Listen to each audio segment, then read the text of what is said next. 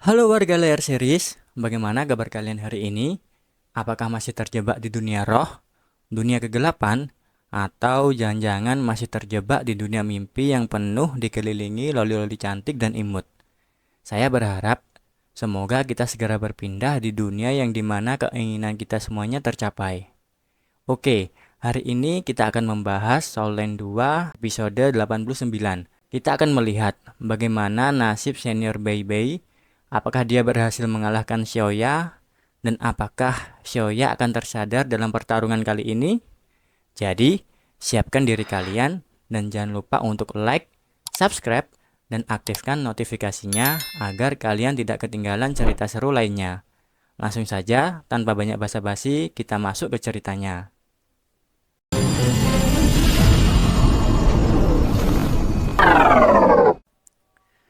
Pertarungan yang telah lama dinantikan akhirnya dimulai. Senior B dan Xiaoya saling berhadapan dalam duel yang penuh ketegangan. Begitu aba-aba pertandingan diberikan, keduanya langsung mengeluarkan jurus andalannya masing-masing. Xiaoya melepaskan jurus khasnya, rumput perak biru, mengingatkan salah satu anggota sekte pada momen pertama kali bertemu dengannya. Saat Xiaoya memperoleh keterampilan jiwa dari ular Mandora berusia 1000 tahun, namun, bagi senior Bei yang telah lama mengenalnya, strategi Xiaoya bukanlah hal asing. Ia tahu betul bahwa jurus ini lebih efektif digunakan saat lawan berada di udara atau lawan bergerak cepat ke arahnya. Dengan pemahaman ini, senior B dengan kelincahannya menghindari serangan Xiaoya. Dengan memanfaatkan kekuatan petirnya, ia melancarkan serangan balik yang begitu cepat dan bertenaga.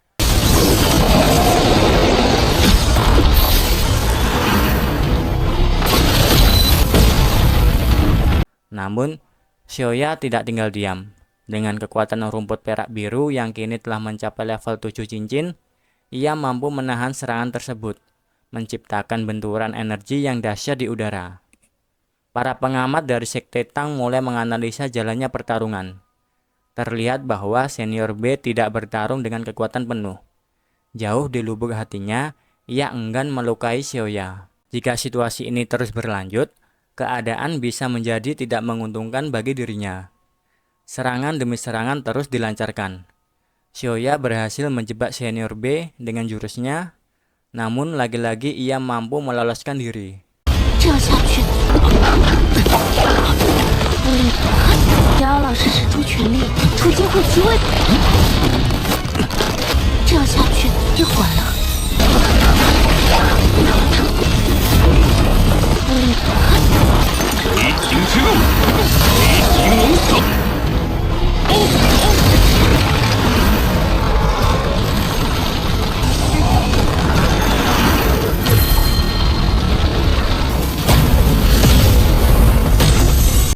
Kali ini senior B tidak ingin menyia-nyiakan kesempatan.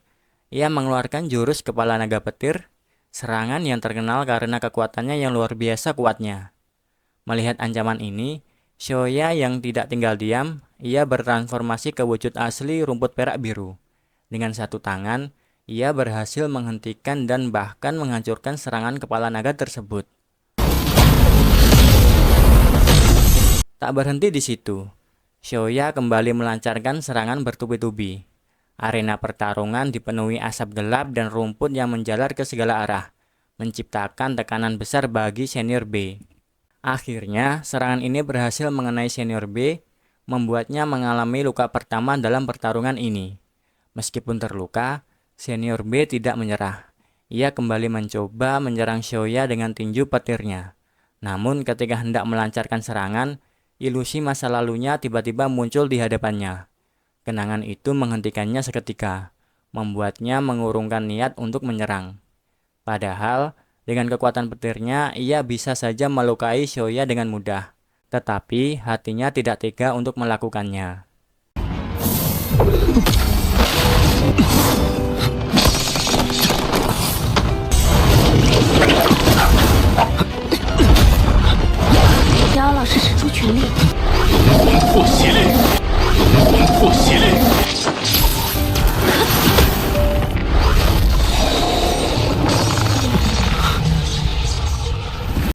Di saat senior B ragu, Tiba-tiba Xiaoya menyerang dengan cara menusukkan tombak ke tubuh senior B, hingga menembus ke punggungnya. Kepanikan melanda anggota Sekte Tang yang menyaksikan keadaan tersebut. 贝贝，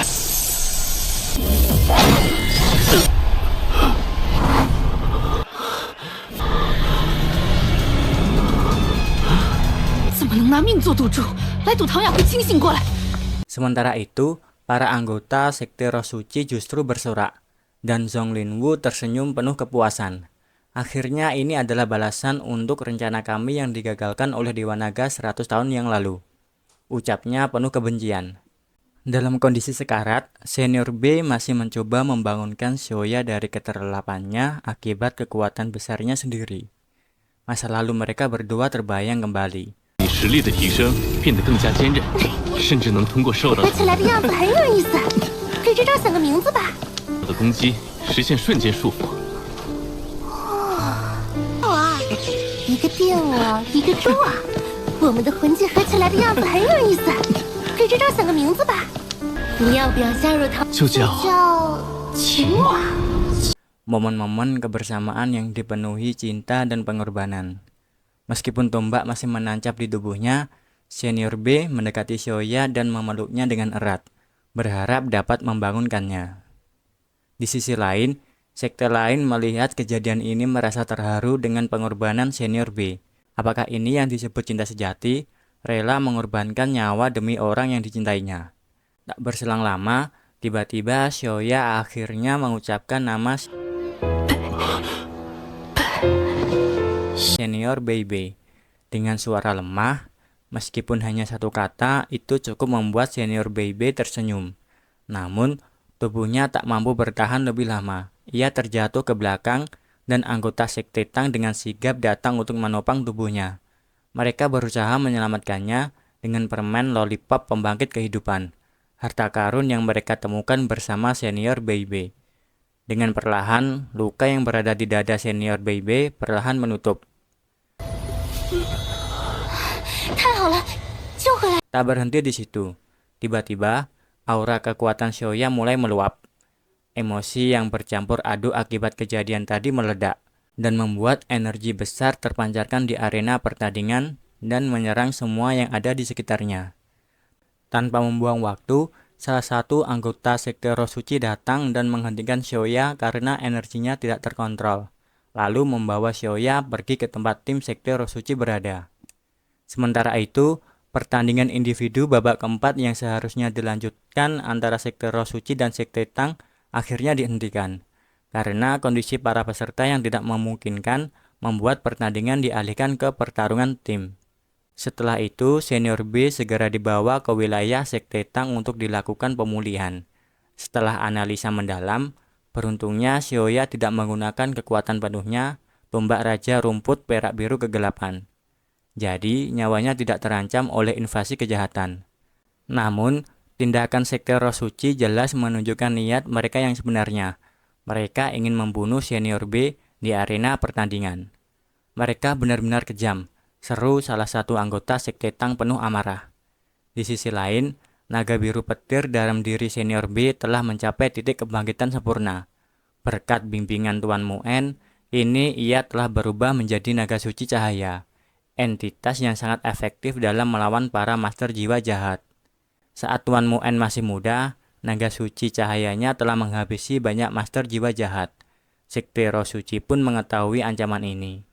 Mereka sengaja melancarkan serangan mematikan terhadap senior B, takut ia akan tumbuh menjadi dewa naga lain yang bisa menggagalkan rencana mereka. Di tengah ketegangan yang menyelimuti arena, para anggota Sekte Tang mulai memahami kenyataan yang mengejutkan. Xiaoya perlahan mendapatkan kembali ingatannya. Jika bukan karena pengaruh senior B, kemungkinan besar ia sudah menghabisi lawannya tanpa ragu.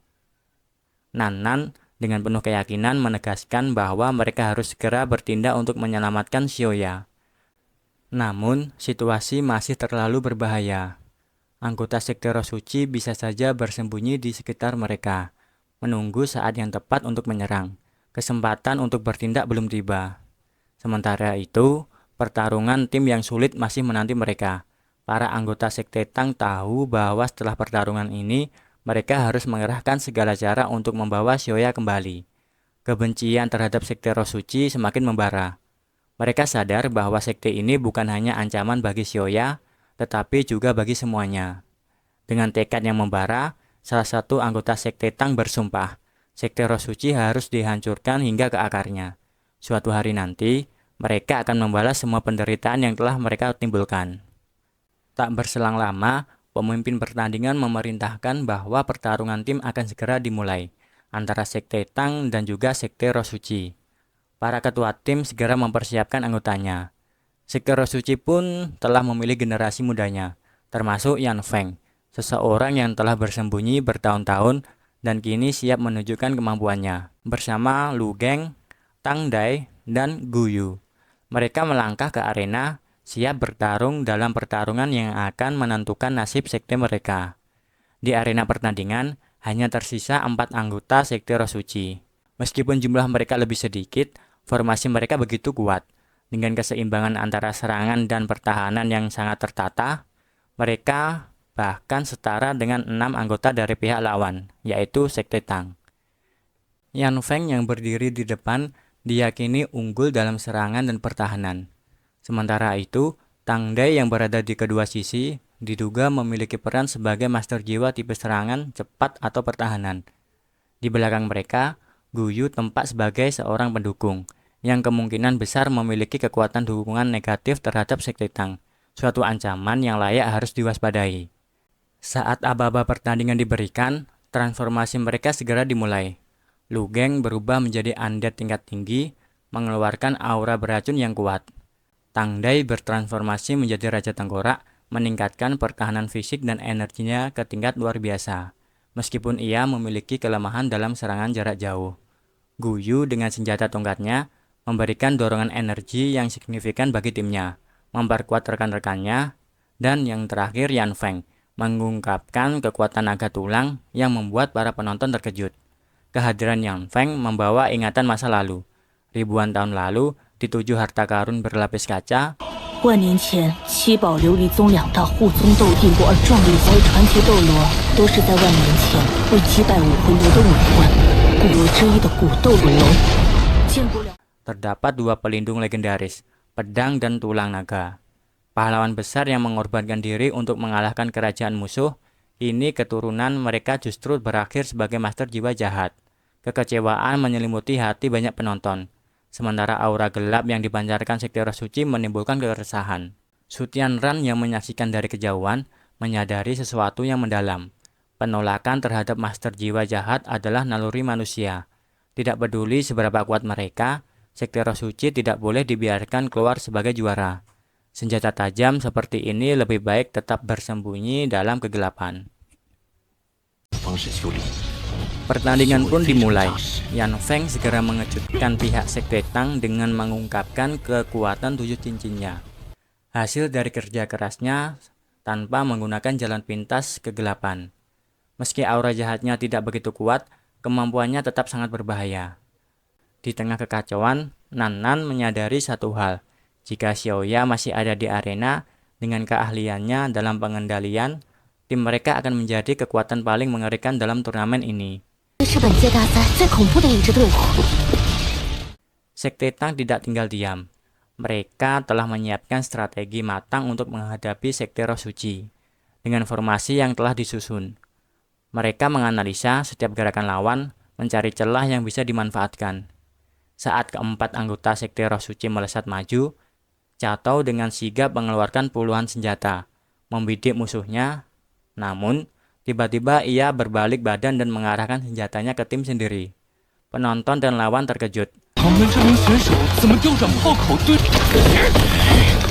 Tetapi ini bukan kesalahan, melainkan bagian dari rencana cerdik mereka. Dalam sekejap, Gu Yu, master jiwa pendukung dari Sekte Roh Suci, mendadak muncul di tengah formasi Sekte Tang karena kekuatan teleportasi Sanxi. Teleportasi yang tak terduga ini menempatkannya dalam posisi yang sangat berbahaya.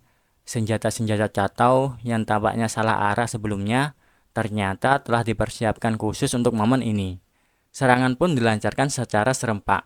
Namun, Gu Yu menunjukkan kemampuan uniknya, mengubah dirinya menjadi hampa, membuat semua serangan fisik menembus tubuhnya, tanpa melukai sedikit pun. 重力控制，你动不了。三生镇魂，糟糕，是数字之炮。重力控制，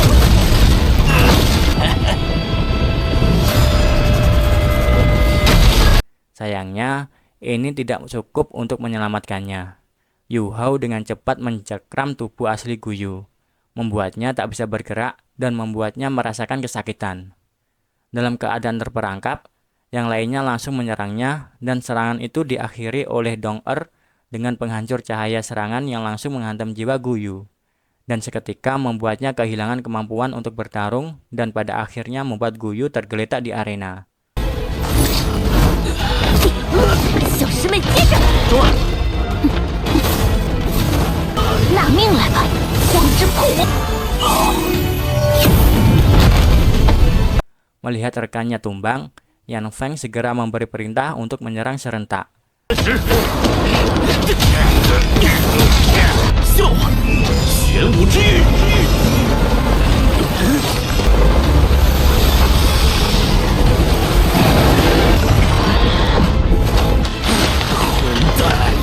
Namun, Sekte Tang sudah memperkirakan hal ini.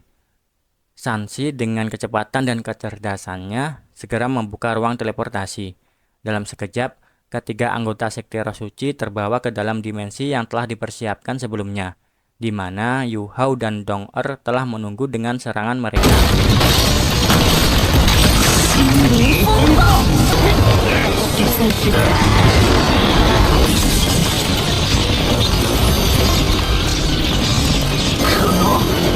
宇浩和王东儿置换了位置。 Dengan momen penuh ketegangan ini, episode 89 pun berakhir, menyisakan ketidakpastian apa yang akan terjadi selanjutnya. Akankah Sekte Roh Suci mampu membalikkan keadaan, atau justru Sekte Tang yang akan mengambil kendali jalannya pertandingan? Satu hal yang pasti, pertarungan ini belum berakhir.